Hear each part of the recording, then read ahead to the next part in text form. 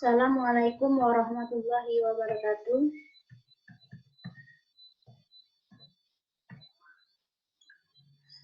Selamat pagi anak-anak semua. Apa kabarnya? Ibu harap kabar kalian baik-baik saja ya. Meskipun kita belajar dalam keadaan di rumah, kita masih bisa melaksanakan proses pembelajaran seperti yang di dalam kelas ya. Hanya saja fasilitasnya sekarang melalui online. Dan sampai jumpa nanti ketemu di Zoom meeting ya. Oke, kita akan melanjutkan materi kita selanjutnya, yaitu materi AMDAL. Kepanjangan dari AMDAL adalah analisis mengenai dampak lingkungan. Sebelum kita membahas jauh dengan materi AMDAL ini, kita bisa menilai secara langsung ya, bahwa AMDAL ini adalah yang akan berkaitan erat dengan lingkungan.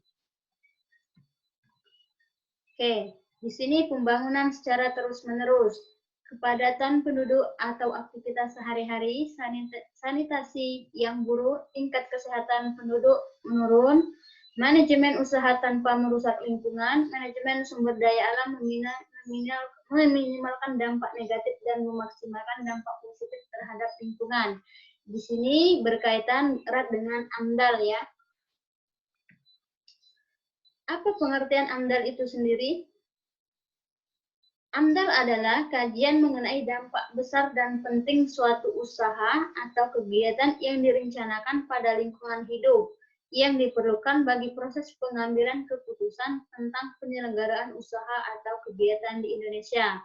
Nah, di sini dapat kita ringkas secara rinci bahwa AMDAL ini adalah suatu dokumen yang bisa mengambil keputusan boleh atau tidaknya suatu usaha itu dilakukan atau didirikan di lingkungan tersebut ya. Jadi di AMDAL ini bisa jadi merupakan hal dokumen penting untuk terjadinya suatu penyelenggaraan usaha. Nah, pengertian dan sasaran AMDAL. Menurut Peraturan Perundang-undangan Nomor 27 Tahun 1999, Pasal 1/1, AMDAL merupakan kajian mengenai dampak besar dan penting suatu usaha yang direncanakan terhadap lingkungan hidup. AMDAL secara umum bertujuan menjaga dan meningkatkan kualitas lingkungan serta menekan dampak timbulnya pencemaran menjadi serendah mungkin. Nah, di sini dapat kita ketahui bahwa AMDAL ini adalah salah satu cara untuk meminimalisir terjadinya pencemaran di lingkungan yang akan dibuat atau dibangun suatu usaha atau kegiatan di wilayah sekitarnya ya. Sasaran AMDAL untuk menjamin agar kegiatan usaha yang dilakukan dapat beroperasi secara berkelanjutan dan berkesinambungan tanpa merusak lingkungan hidup di sekitarnya. Kapan AMDAL dibuat? AMDAL dibuat saat perencanaan suatu proyek yang diperkirakan akan memberikan pengaruh terhadap lingkungan hidup di sekitarnya. Jadi, di sini AMDAL ini dibuat sebelum terjadinya suatu proyek atau usaha dilakukan ya.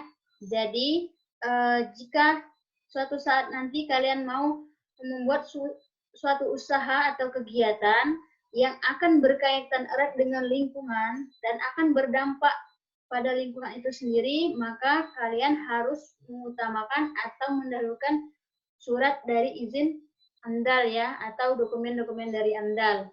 Nah, siapa yang bertanggung jawab terhadap koordinasi pelaksanaan AMDAL? Badan Pengendali Dampak Lingkungan. Kriteria mengenai dampak besar dan penting suatu usaha terhadap lingkungan. Salah satunya sebagai berikut. 1. Jumlah manusia yang terkena dampak. 2. Luas wilayah persebaran dampak. 3. Intensitas dan lamanya dampak berlangsung. 4. Banyaknya komponen lingkungan lainnya yang terkena dampak. 5. Sifat kumulatif dampak. Dan 6. Berbalik, reversible atau tidak berbalik, irreversible. Nah, yang selanjutnya kegunaan AMDAL. Pertama, bahan bagi perencanaan pembangunan daerah. Yang kedua, membantu pengambilan keputusan tentang kelayakan lingkungan hidup dari suatu rencana kegiatan usaha. Yang ketiga, memberikan masukan untuk penyusunan desain rinci teknis dari kegiatan usaha. Yang keempat, memberikan masukan untuk penyusunan rencana, pengelolaan, dan pemantauan lingkungan hidup. Yang kelima, memberikan informasi kepada masyarakat atas dampak yang ditimbulkan dari suatu rencana kegiatan usaha. Jadi banyak sekali dari kegunaan AMDAL ini ya. Fungsi AMDAL dibagi tiga ya, bagi masyarakat, bagi pemerintah, dan bagi pemilik proyek.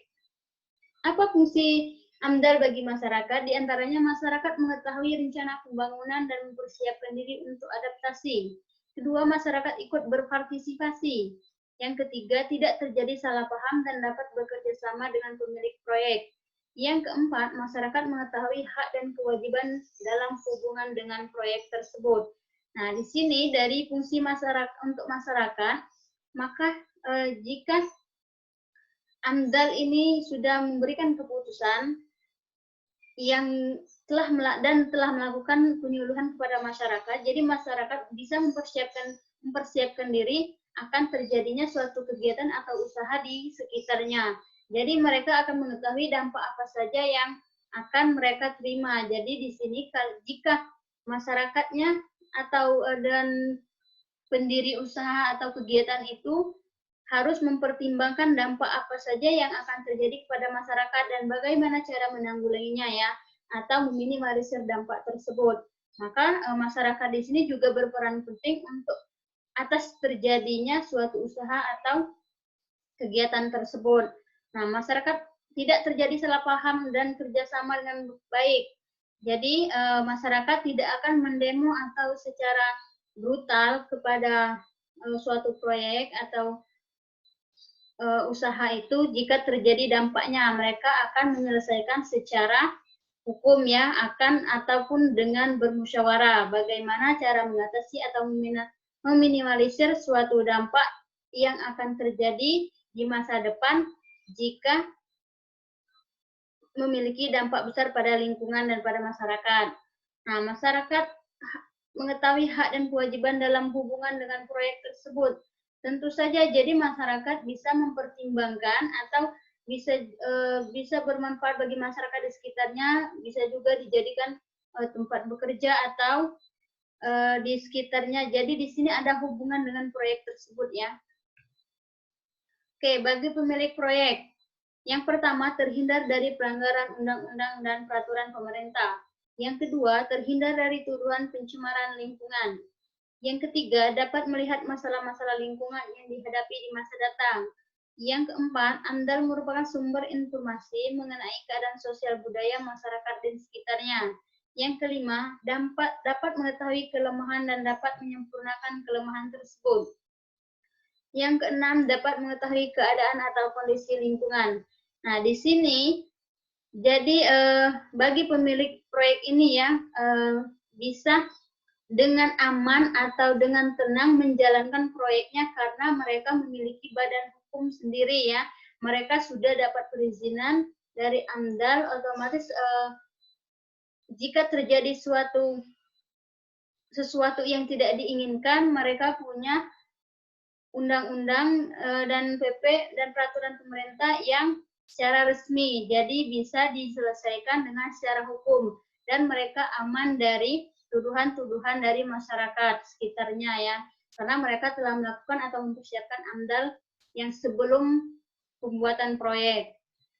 Nah, bagi pemerintah, mencegah potensi sumber daya yang dikelola rusak, mencegah sumber daya alam lain di luar proyek yang rusak, menghindari pengerusakan lingkungan hidup, menjamin proyek dibangun sesuai dengan rencana pembangunan daerah, untuk menghindari pertikaian antara pemilik proyek dengan masyarakat maupun dengan pemilik proyek yang lain, menjamin proyek memiliki manfaat yang jelas bagi masyarakat dan pemerintah. AMDAL dipergunakan sebagai alat pengambil keputusan. Tentu saja ini bagi pemerintah, dia bisa menjaga atau melindungi masyarakat atau lingkungan di sekitarnya atas dampak dari proyek yang akan dibangun ya. Dan di sini AMDAL juga yang memiliki kekuasaan untuk pengambilan keputusan boleh atau tidak bolehnya dibuat suatu proyek di daerah sekitar ya. Nah, istilah-istilah terkait AMDAL. Pengertian rencana pengelolaan lingkungan hidup RKL adalah upaya penanganan dampak besar dan pentingnya terhadap lingkungan hidup yang ditimbulkan akibat dari rencana usaha atau kegiatan. Pengertian rencana pemantauan lingkungan hidup atau biasa disingkat dengan RPL adalah upaya pemantauan komponen lingkungan hidup yang terkena dampak besar dan penting akibat dari rencana usaha. Oke, pihak-pihak yang terkait AMDAL. Jadi di dalam AMDAL ini ada beberapa pihak-pihak yang terkait ya. Jadi tidak bisa dilakukan secara spontan. Jadi ini harus bertahap karena ada pihak-pihak yang terkait dari AMDAL. Yang pertama itu Komisi Penilaian AMDAL. Nah, di dalam AMDAL ini adalah Komisi Penilaian dokumen-dokumen AMDAL itu sendiri ya, yang bertugas menilai dokumen AMDAL. Jadi yang mengesahkan bahwa dokumen AMDAL ini sudah boleh atau tidaknya ke tahap selanjutnya. Yang kedua, Pumrakarsa. Pumrakarsa AMDAL adalah orang atau badan hukum yang bertanggung jawab atas rencana kegiatan usaha yang akan dilaksanakan. Nah, di sini Pumrakarsa ini adalah sebagai orang yang bertanggung jawab atas rencana kegiatan itu. Yang ketiga, masyarakat. Nah, masyarakat yang berkepentingan dengan AMDAL merupakan masyarakat yang terpengaruh atas segala keputusan dalam proses AMDAL. Di sini kenapa masyarakat terkait dengan pihak AMDAL? Karena masyarakat sekitar akan menerima dampak yang akan terjadi dari suatu proyek tersebut. Nah, di sini maka masyarakat terkait pihak salah satu dari pihak-pihak yang terkait AMDAL. Jadi kalau masyarakatnya sudah mengetahui dampak apa saja dan bagaimana cara mengatasinya, boleh atau tidaknya dilakukan pembangunan di situ, maka masyarakat juga termasuk salah satu orang yang berperan penting dalam AMDAL ini ya, atau suatu usaha ini. Dokumen AMDAL. Nah, ada beberapa dokumen AMDAL yang terdapat pada AMDAL ini, yaitu pertama, penyusunan AMDAL merupakan salah satu prasyarat yang harus dipenuhi oleh pemrakarsa sebelum mendirikan suatu usaha atau proyek yang memiliki dampak luas terhadap lingkungan dan masyarakat di sekitarnya. Dokumen AMDAL terdiri atas 4 dokumen yang terpisah, tetapi satu kesatuan dan saling berkesinambungan. Yang pertama itu KA AMDAL, yang kedua AMDAL, yang ketiga RKL, yang keempat RPL. Jadi, KA AMDAL ini adalah kerangka acuan analisis dampak lingkungan. Pertama ini kerangka ya, kerangka acuan. Jadi, untuk ke tahap selanjutnya harus melakukan proses tahap-tahap yang secara berurutan. Nah, dokumen kerangka acuan analisis dampak lingkungan atau disebut KA AMDAL adalah disusun paling awal sebelum dokumen-dokumen yang lain. Nah, KA AMDAL berisi ruang lingkup dan kedalaman studi AMDAL. KA AMDAL dihasilkan dari proses pelingkupan. Dokumen ini akan mengarahkan jalannya studi AMDAL agar efektif dan efisien sesuai biaya, tenaga, dan waktu yang tersedia. Jadi ini kan kerangka acuan, jadi dia akan membantu mengarahkan untuk dokumen AMDAL ya. Nah, selanjutnya dokumen analisis dampak lingkungan atau biasa disingkat dengan AMDAL. AMDAL berisi telaahan secara cermat dan mendalam tentang dampak besar dan penting suatu rencana usaha berdasarkan arahan yang telah disepakati dalam dokumen KA AMDAL.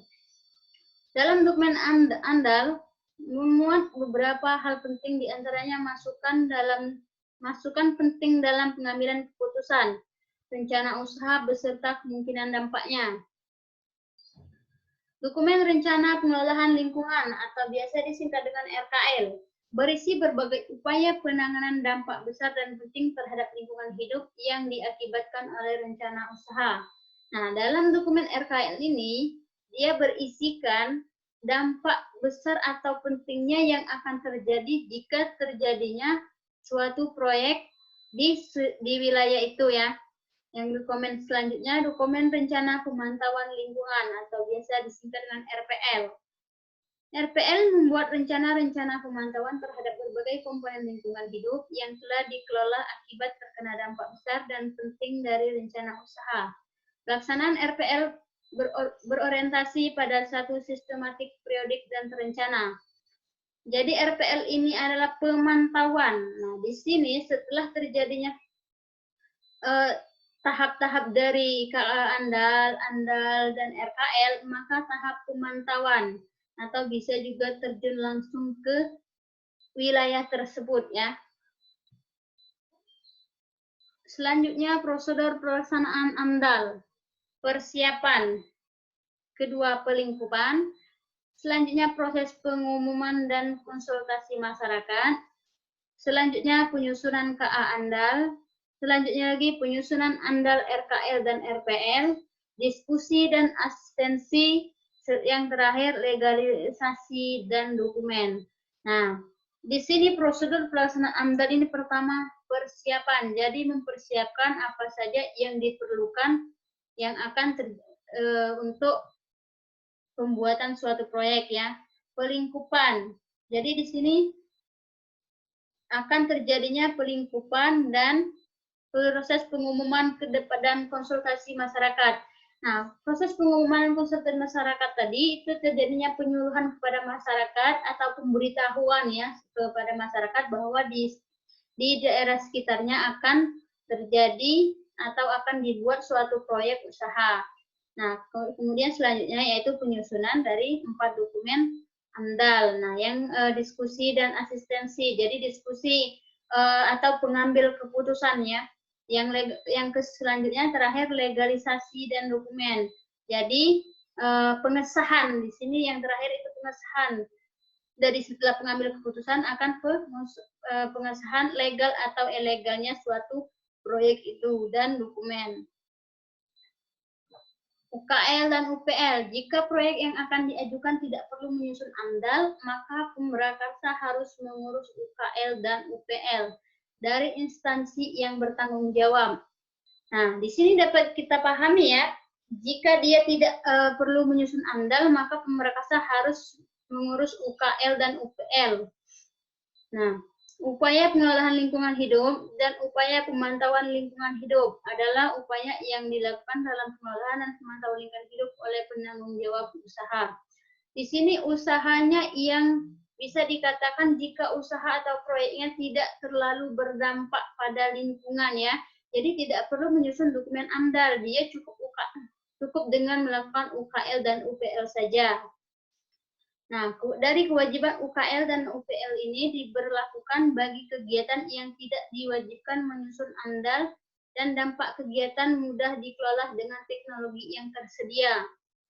UKL dan UPL menjadi perangkat pengelolaan lingkungan hidup untuk pengambilan keputusan dan dasar menerbitkan izin untuk melakukan usaha. Proses dan prosedur UKL dan UPL ya, tidak seperti AMDAL tetapi dengan formulir isian yang berisi identitas, pemrakarsa, rencana usaha, dampak lingkungan yang akan terjadi, program pengelolaan dan pemantauan lingkungan hidup, dan tanda tangan beserta CAM. Oke, sampai di sini materi kita.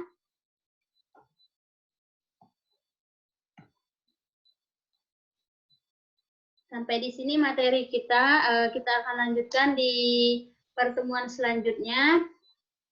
Silakan kalian pelajari video dari ini dan sampai berjumpa di Zoom meeting selanjutnya ya. Ibu tutup. Wassalamualaikum warahmatullahi wabarakatuh.